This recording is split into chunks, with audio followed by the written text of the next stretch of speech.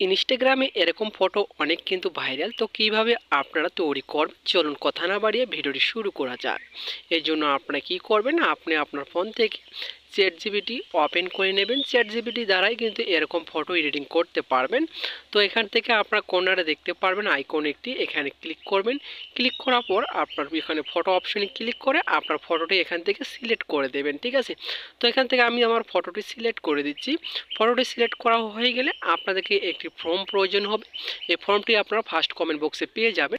এরপর সাইডে এরো আইকন দেখতে পারবেন, এই এরো আইকনে ক্লিক করে দেবেন। ক্লিক করার পর আপনাদের সামনে ঠিক এরকম একটি ইন্টারফেস কিন্তু শো করবে। শো করার পর আপনার 2 থেকে 3 সেকেন্ডের মধ্যে কিন্তু এরকম অপশন চলে আসবে।